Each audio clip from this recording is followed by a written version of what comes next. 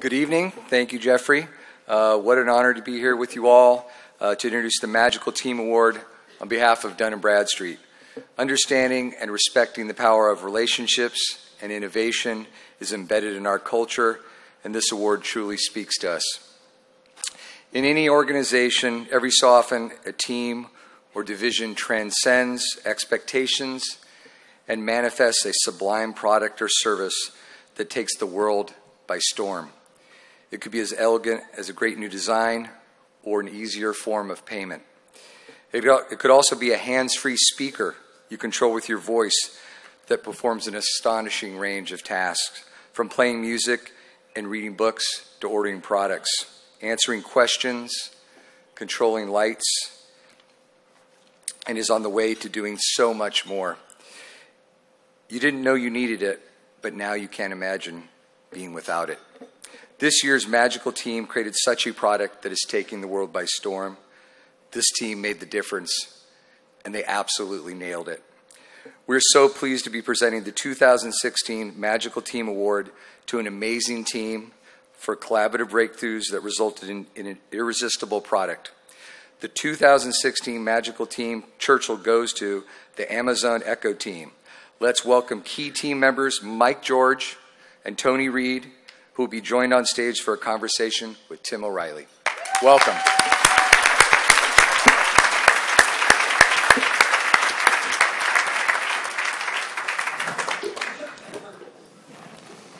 Hi.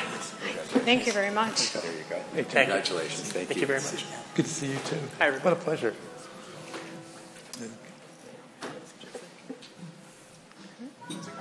Oh, certainly, sir.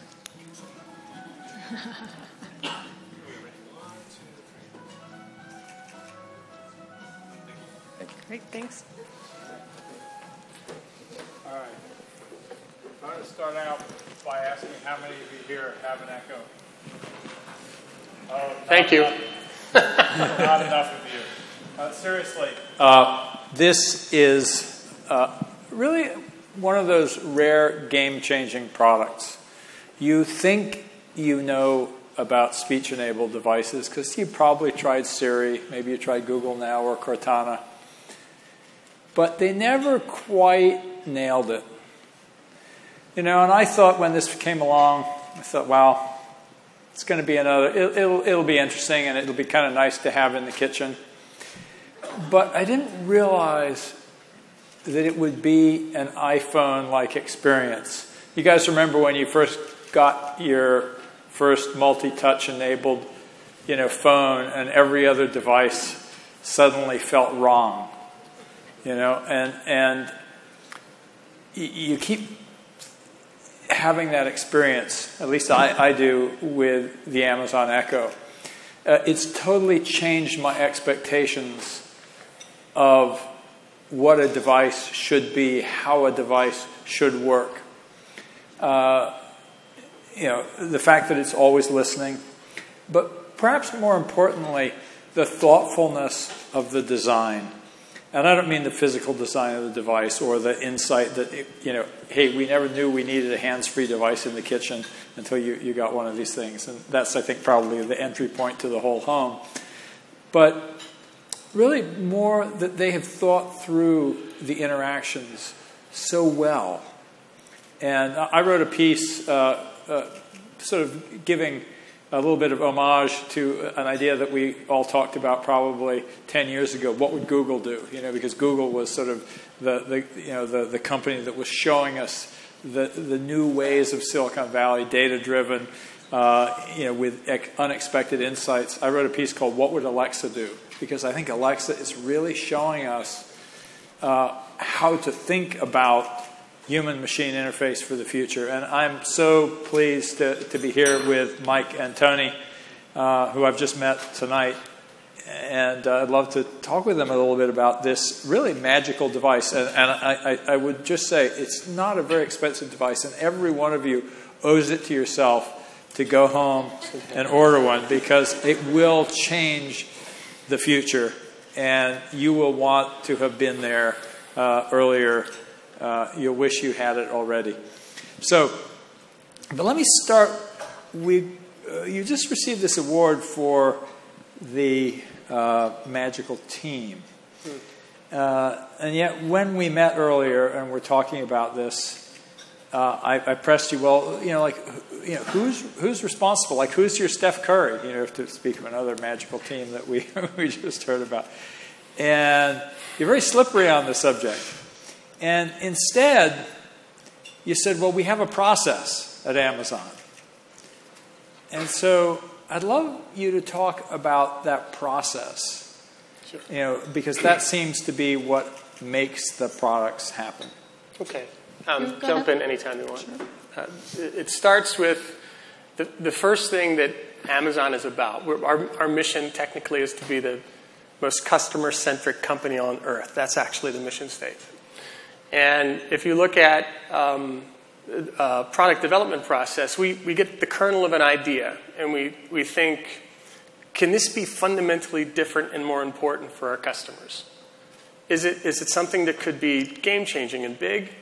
And can we do it?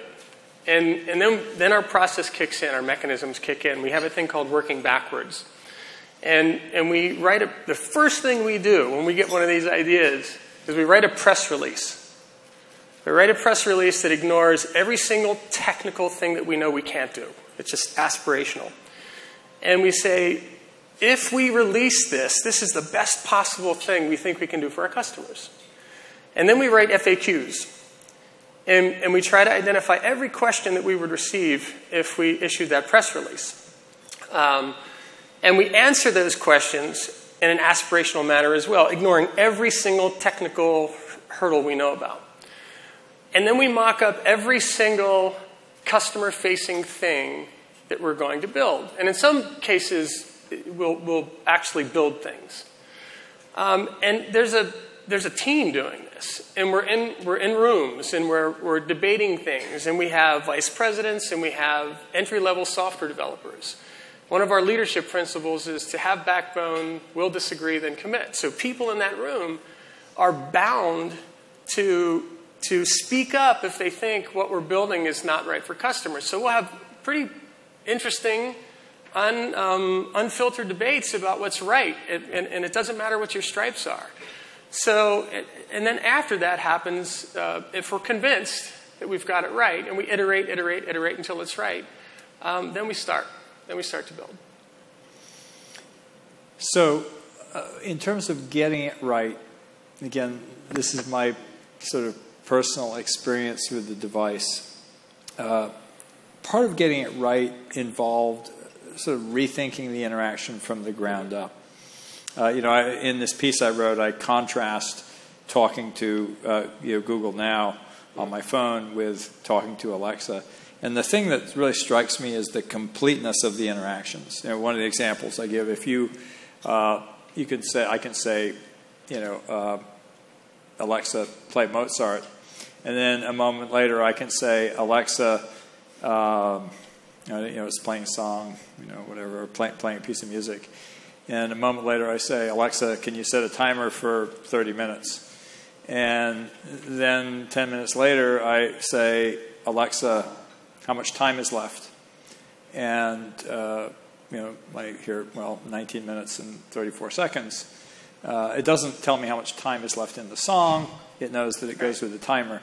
I tried that same experiment with Google, which is great. I mean, I have to say Google is a magnificent company, and I don't want to rag on them, but try that same experiment and you say, okay, Google, play Jimi Hendrix, whatever, something from, Google Play, does that. And I say, okay, Google, set a timer. It does that. And then I say, okay, Google, how much time is left? And I'm told how much time is left via a Google search result till the heat death of the universe.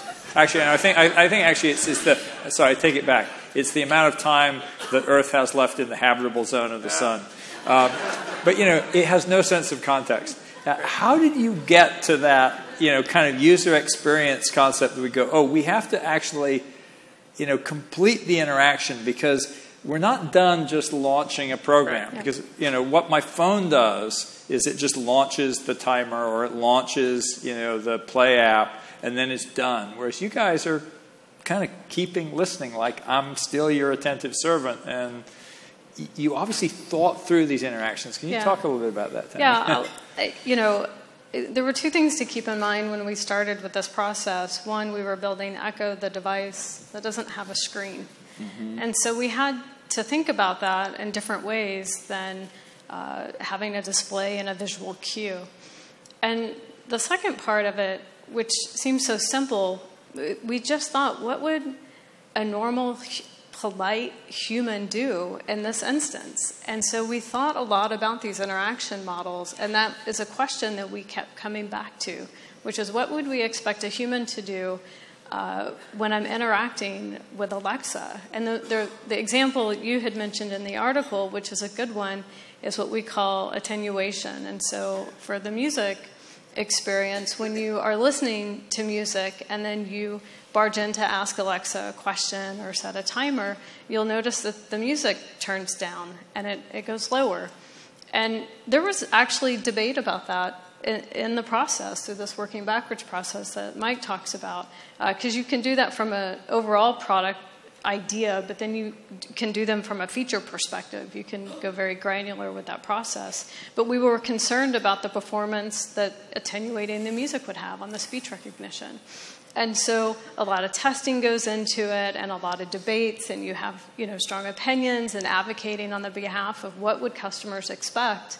And in that case, we ended up with a great, delightful experience which is what a human would do. If I'm speaking to you and the music is too loud, most likely you will lean over, turn the volume down, and then you'll turn it back up once we're done conversing. And that's what Alexa will do.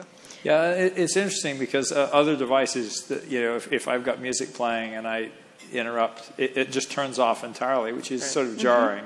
Mm-hmm. I think you've done that beautiful fit and finish. A lot of good design work. In that process, how long did this development process take? We've been working on elements of this for years now. And, there are different pieces of it that have gone into the development process, not, including from the interaction design to the science. I mean, there are different pieces. We've talked about latency. One of the things that was very important to us from a product development perspective was to be fast. When you're speaking to each other, I'm not pausing and waiting 2, 3, 4 seconds to answer your question. And so for us, latency and the performance piece was critical to that experience. And we spent a lot of time on that as well. There's a lot of, the device is waking up when you say Alexa, the wake word. It is taking in the audio stream, it's streaming it to the cloud. We're processing that. We're trying to find the information. If you're asking for the weather, we're sending it back down to the device. That's a lot of stuff happening. Yeah. And it happens very quickly. So those are the pieces that sort of, when we went through phases of our product development process, some took longer than others. Yeah, it's interesting. You mentioned the wake word. And this is really probably not relevant for this audience, but just because so many people have this fear, it's listening for the wake word. It's not listening for everything. Right. That's right. Because so many people go, I don't want that because it's going to be hearing everything. And it's like, no. It's just like touching your phone. It's not feeling you all the time just because it feels you when you touch it. That's a good analogy. Yeah, so I think it's super important because this is a new paradigm. And I mean, certainly people go, well, it could be hacked. I go, well, so could your phone, so could any microphone. So if you're worried about the security of it, it really is not any greater security risk than you already have carrying around a phone which has a microphone and a camera. But anyway, it's great success. Obviously, it's been a very successful consumer product.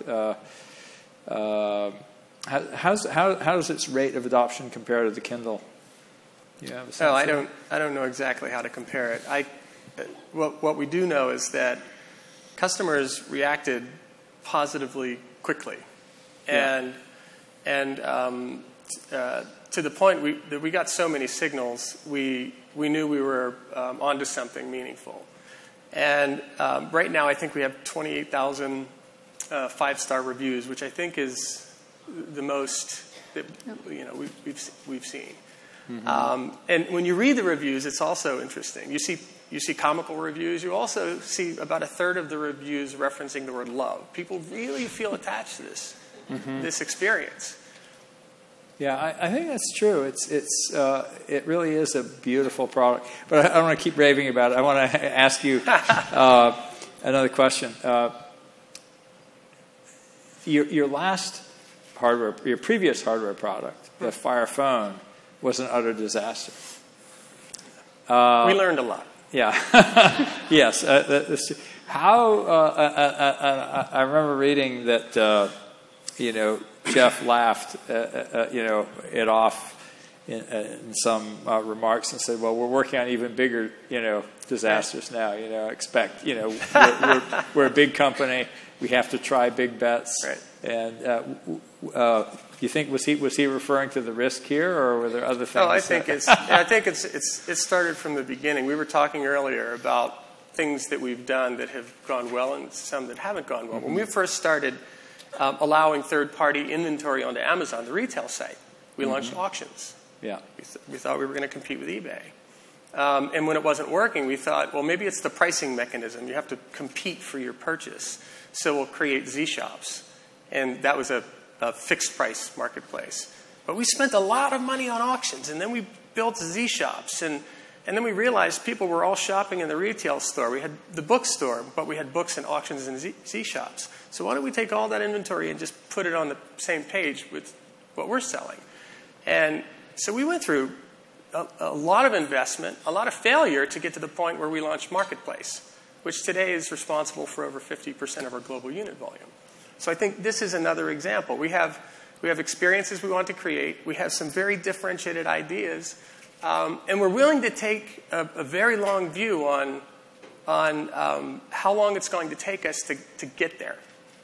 So this is the Beautiful Teams Award. Is there any advice that you would have to people who want to build just this sort of the kind of success that you guys have found at Amazon? I think what Mike talked about earlier is important, and you'll hear this a lot about Amazon, but it is something that we do live, which is starting from the customer and working backwards. And someone else had mentioned, customers are not great at telling you what they want, and that's true. And things that we look to do is we talk about inventing on the behalf of customers, and we look at ways to simplify what they're used to today. They may not know that there's a better way to do it. I mean, we don't know these things naturally. And so we push teams and we find ways to allow them to sort of think through and invent and simplify through this process. And it's a process that works. And even if you're in a small startup and you don't have to convince a lot of people of it, I think it's a very effective process to tease out, what do you really mean when you're talking about launching this feature, this product, this new business line, whatever it may be? And the FAQ process itself is also important. It teases out a lot of the stuff that you have to really think of. You have to think, what would customers ask if it's an end user, if it's a developer, customer, whomever it may be. And that process has worked very well for us. We've been using it for many, many years, and it's one that I think is kind of... I'd like to echo something that was said earlier. I mean, you have to hire bar-raising talent. You can't settle. We spend a ton of our time every week just focused on recruiting the right people. And then once you get them in, you need to organize in a manner that gives them true ownership. So we look at this massive effort of ours and we say, how do we break it down into atomic pieces that we can then give people ownership over and give them every resource they need to build and operate it like an independent business. And then we have technical principles that allow us to do that. And you let them run. And all right. Yeah. Well, I think we're out of time. Good talk to you all night. Well, thank you all. And thank you for the very award. much. Yes, thank you.